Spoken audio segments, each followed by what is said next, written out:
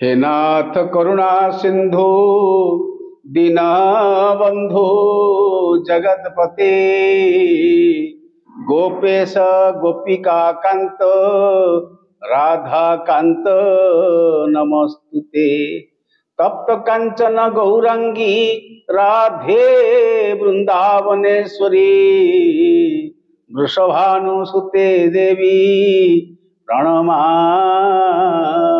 हरिप्रिये। जय जगन्नाथ। प्रिय दर्शक बंधु, आज माँ राधाराणी भगवान श्री कृष्णचंद्र आ महाप्रभु जगन्नाथ परम आश्रित एवं तत्सहित जीए सद्गुरु परम परमेष्टि गुरु और परात्पर गुरु यही परंपरा रे आसुचंती से होचंती आत्माराम देव। आत्माराम देव जो जटाधारी आश्रम बेलमलिया मठ एवं तांको संपर्क रे विशेष भाव में गुरु संपर्क रे आसीथिबा पिलाटी दिन आसीथिबा जड़े विशेष भाव अनुभूति संपन्न साधु भक्त तांको पाखर किछ कथा सुनिबा। आज्ञा प्रणाम। जय जगन्नाथ। जय जगन्नाथ। आपन ना टिके हमहु कहिबे। मो ना विश्वनाथ दास। विश्वनाथ दास। विश्वनाथ दास। अच्छा। विश्वनाथ दास आश्रम रे आपण एबे कोन करूचंती आश्रम रे? मु ठाकुरंकर महत भक्षा एवं ये आश्रम काम काम आपण को एबे नाम नाम धाम नाम धाम कर ठीक नाम संपर्क रे कहिले जहाँ आपण को आत्माराम देव कहिचंती बतैचंती आम दर्शक मान को टिके कहंतु जे से नाम संपर्क टिके सुनांतु। प्रभु आत्माराम जय गुरु परम ब्रह्म जगत गुरु जगत आत्मा श्री महान पुरुष आत्माराम जटाधारी जगत जोन महालक्ष्मी माँ दुर्गा आद्यशक्ति माँ नाम हूँ सत्य। बाबा ठाकुर कहते नाम हूँ सत्य नित्य तुंडे कह पाषाण्डे नाम सत्य जगत माता आदिशक्ति एवं नाम किसी नाम भजन अच्छी कि? हाँ हाँ नाम भजन नाम भजन कौन पढ़ी ना कौन पढ़े गाइबे गाइबे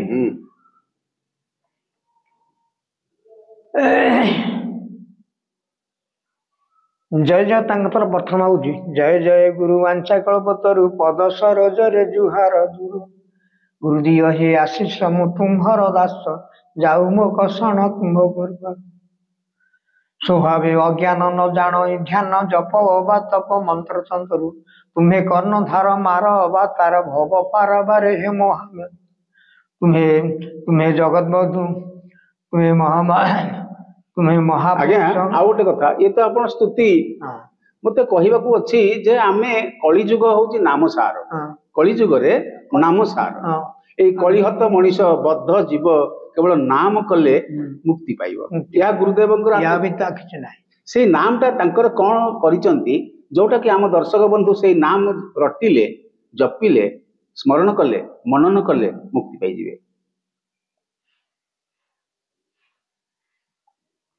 षोल नाम 32 अक्षर तांकर होचे नाम। अच्छा नामटा जो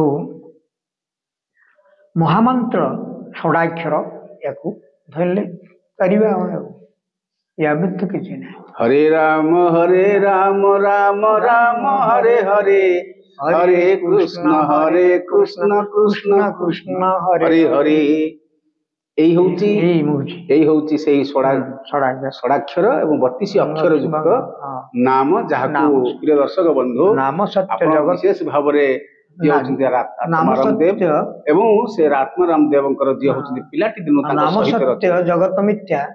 आज्ञा से नाम जपिकरी जीवन को बर्तमान से ही जटाधारी आश्रम रे बेलमलिया मठ रे से अछंती आ सेवा ए पर्यंत दउचंती। प्रिय दर्शक बंधु ए जे सेवा होची सेवा देले आपण बासिबे। आ गोटे कथा आज्ञा कहंतु जे विशेष भाव रे आपण गुरुदेवक पाखरे किभली भाव तांको सहित भाव विनिमय करिसंती।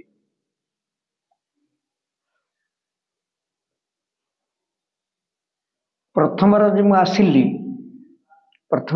जा आपन को सेते केते बयस होइतला?